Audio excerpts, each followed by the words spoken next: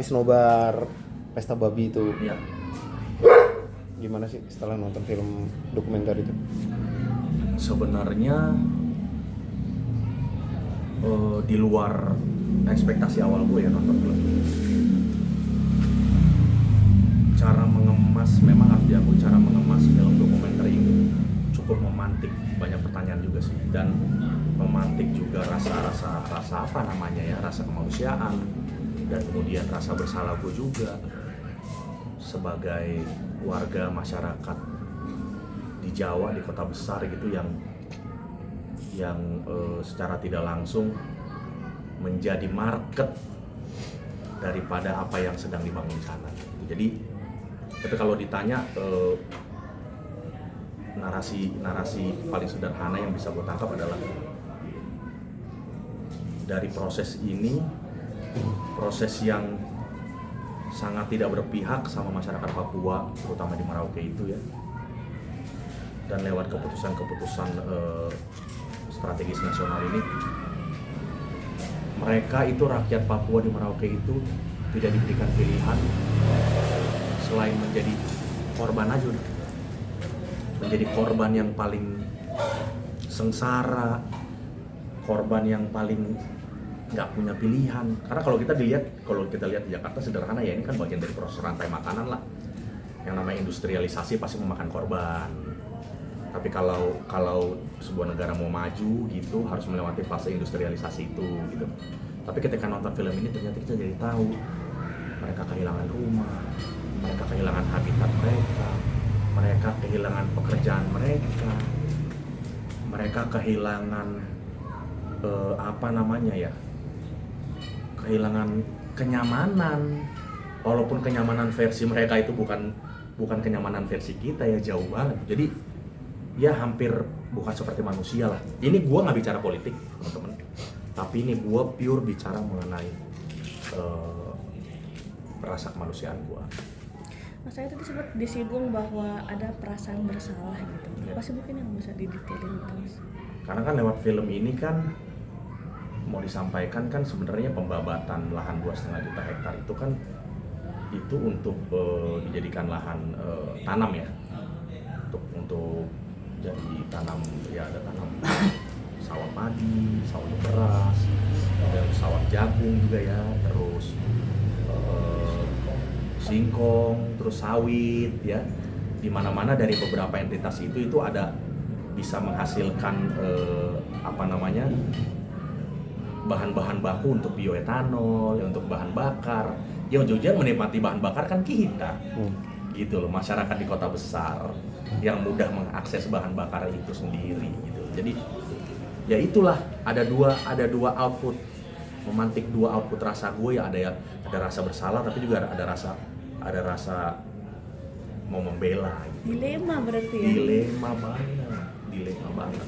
Jadi gue menyarankan teman-teman untuk nonton film ini bukan untuk kepentingan apapun, apalagi politik, bukan.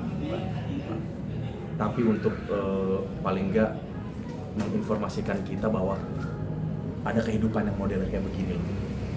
Dan kita bisa belajar untuk lebih peka lah mendoakan dari Papua. Mas saya ini kan kalau boleh tahu itu idenya nobar tuh di sini tuh gimana? Dan aku nggak tahu maksudnya akhirnya gimana bisa dapat dokumen film dari Danielson itu sendiri, Mas? Kebetulan gue nih tahu dari gue kan selalu termasuk orang yang bicara tentang anak timur, selalu bicara isu tentang timur gitu ya. Tapi kebetulan untuk film Pesta Babi ini gue terlewat nih, nggak lewat di algoritma Instagram gue, sosial media gue. Jadi gue nggak ngeh kok ada film ini. Ada salah satu teman namanya David yang info, Kak ada film ini loh. Nah kebetulan gue kan punya komunitas nih, udah kayak keluarga lah, komunitas Suicide Council ini. Dan memang salah satu requirement-nya, syaratnya dari si yang bikin film ini, Watchdog, kalau mau nonton film ini bisa minta akses filmnya ke mereka, tapi harus mengumpulkan minimal 10 orang. Gitu, akhirnya gue kumpulin lah nih teman-teman, sahabat-sahabat yang udah kayak keluarga ini, memilih salah satu rumah teman gue juga gitu loh, supaya nggak ribet kan, harus izin ini itu pas segala macam. Karena kan ada juga pemberitaan yang katanya ada beberapa yang dibubarin gitu. Kalau rumah itu kan domain pribadi ya gitu ya, private ya. Jadi dan gue yakin nggak ada yang salah kok dengan menonton film ini kok. Tapi kalau biar bisa jadi pengetahuan umum kita juga, berarti itu prosesnya gimana untuk pengajuan nonton? Kita email ke mereka kalau nggak salah, email atau apa gitu, sebenarnya ada di postingannya mereka kok. Itu langkah-langkahnya dikasih tahu, email ngasih tahu ke mereka, terus nanti kita meng-capture proses nontonnya itu, dikirim ke mereka, terus didaftarkan siapa yang jadi host, siapa yang bikin atas nama komunitas apa gitu-gitu. Hanya untuk kepentingan administratif sih kayaknya. Itu nanti filmnya dikembalikan lagi kepada mereka atau kita bisa simpen film itu? Nah itu tuh yang harus gue tanya tuh. Pokoknya kita dikasih datanya dalam bentuk apa, terus di-convert gitu. Kayaknya mungkin itu mesti gue tanya sih. Harusnya sih udah nggak bisa ditonton lagi ya, harusnya gitu sih. Tapi ini free ya? Free. Cuma bukan ada himbauan, ada seperti apa namanya ya, mereka ada seperti menghimbau lah. Kalau bisa ada sedikit kita ngumpulin seikhlasnya gitu, keikhlasan untuk dikirim ke sana. Bang Ryan sendiri udah pernah datang ke Papua Selatan? Ke Papua lumayan sering. Ke Freeport gue udah, ke Timika udah, ke Jayapura udah, ke Merauke kebetulan udah juga. Memang seperti itu kehidupannya? Nah kebetulan waktu gue di Merauke itu kan gue nyanyi ya, itu off air, dan kotanya kota besar. Cuman gue sempat juga datang ke perbatasan itu tuh antara Merauke sama Papua Nugini tuh.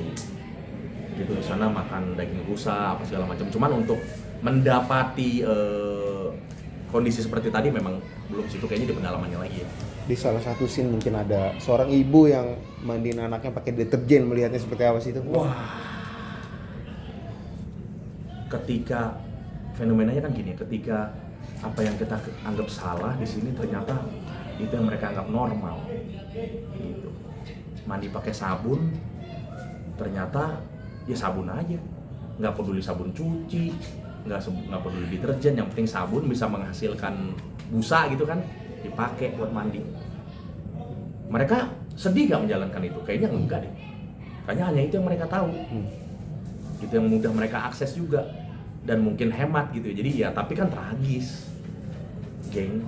Mandi pakai deterjen, lu cuci rambut pakai deterjen aja, setahu gue ya, itu rambut bisa rontok gitu loh ya. Jadi ya sesusah itu ya. Mas, selain scene cuci rambut pakai deterjen, tadi hal yang miris adalah bayaran 300.000 per hektar gitu kan. Maksudnya kan pemerintah entah siapa lah itu mungkin yang melakukan pembayaran. Mungkin menurut POV Mas Ryan tuh gimana sih, mungkin 300.000 satu hektar gitu Mas? Saya yakin orang yang menetapkan harga itu orang yang udah nggak punya rasa kemanusiaan. Kalau saya sih, apa yang secara common sense gitu yang bisa gue rasain sih itu sih. Jadi bagaimana lu bisa menetapkan harga 300.000 per meter untuk mereka masyarakat adat yang 1 hektar 300.000, lebih parah lagi terhadap mereka masyarakat adat yang secara undang-undang itu mereka dibilang masyarakat itu punya hak untuk mengelola tanah adat. Masyarakat adat, masyarakat ulayat punya hak untuk mengelola tanah adat dan tanah ulayat. Ini udah, menurut gue sih ini udah bentuk dari penjajahan kali itu. Oleh negara sendiri? Nggak tahu. Bang Ryan, boleh diceritain nggak sih sedikit soal dokumenter Pesta Babi ini, bercerita tentang apa? Bercerita tentang ini lebih ke POV-nya masyarakat adat di sana ya. Bagaimana mereka merasa bahwa proyek strategis nasional ini sudah merugikan mereka, gitu sih, sederhananya gitu. Jadi cuman kan secara secara apa namanya, secara narasi kan memang ya yang gue bilang tadi ya, dibikin sedramatis mungkin itu untuk memantik gitu kita. Terus memang di sini dibuka gitu loh tabir-tabir kenyataan bahwa pembabatan hutan 2,5 juta hektar ini sudah merugikan masyarakat adat di sana, puluhan ribu bahkan ya, masyarakat di sana yang harus kehilangan pekerjaan, harus kehilangan habitat mereka, kehilangan tempat tinggal mereka, kehilangan bahkan juga mungkin apa yang menjadi warisan-warisan dari leluhur gitu loh. Jadi ya POV-nya sih itu, POV-nya itu lebih menginformasikan lah. Memang pembabatan jutaan hektar ini rencananya untuk apa sih, Bang? Di film Untuk jadi sawah ya, jadi sawah, terus untuk jadi sawah ini maksudnya beras ya, terus untuk kelapa sawit, terus jagung, terus tebu, itulah pokoknya untuk menanam segala macam itu. Jadi ditonton. Nah, kalau mau tahu berarti harus nonton. Gimana nih? Begitu, harus nonton. Jadi ini secara Gor. Thank you, Go. Thank you, thanks, dah. Secara ini pemerintah kan sebenarnya. Proyek strategis nasional itu kan adalah proyek yang menjadi proyeknya pemerintah. Gitu aja. Nama-namanya itu siapa yang tonton aja.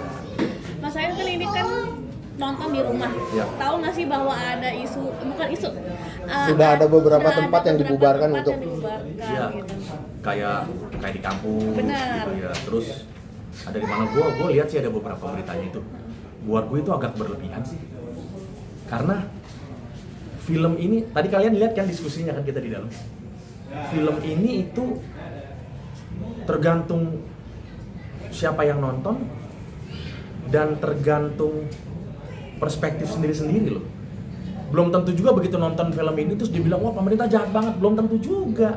Ada mungkin yang bilang ternyata, loh ini bagian dari proses industrialisasi yang memang harus berjalan, yang pasti harus memakan korban gitu. Jadi ya menurut gua agak berlebihan sih pembubaran itu ya. Jadi sebenarnya film ini hanya mau kasih tahu kesian ya rakyat adat, masyarakat adat di Merauke gitu aja. Karena sampai dijaga sama TNI pembubaran di kampus, tahu nggak sih Mas?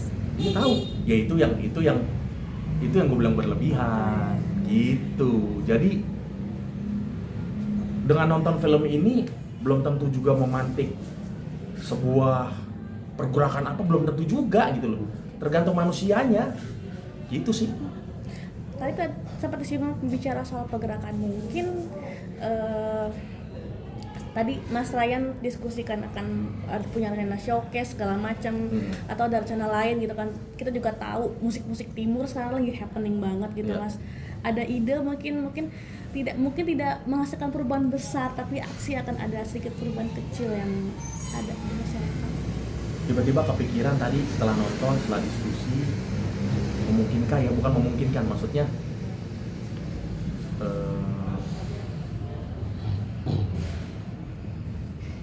perlu gak ya kita bikin sebuah aktivasi kreatif gitu, misalnya bikin showcase, bikin panggungan. Dari showcase itu kita jadi amplifier tuh, kita menceritakan bahwa ada isu ini loh.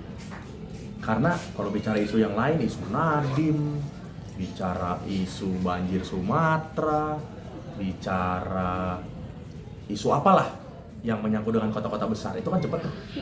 Tapi isu mengenai Papua kok nggak bunyi ya, nggak kedengeran ya, nggak ada yang mau menyuarakan ya. Sebenarnya lebih ke situ aja sih.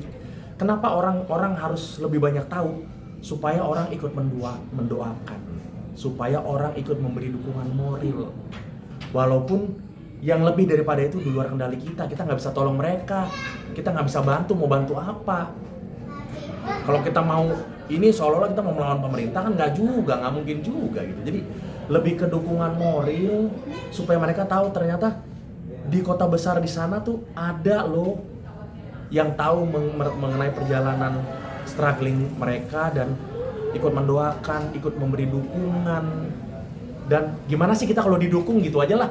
Kita kalau lagi susah kan ya kadang-kadang kita nggak butuh bantuan orang secara gimana, tapi ada yang mendoakan aja, ada yang posting, ada yang mendukung aja tuh. Kita tuh udah jadi support yang luar biasa gitu sih.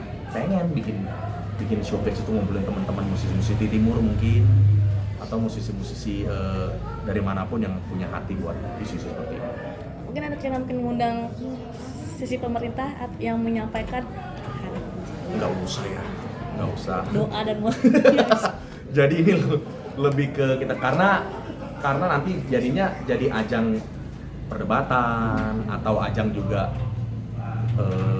justifikasi gitu ya. Jadi lebih baik kita ya bukan senang-senang sih, tapi lebih kepada saling empower gitu.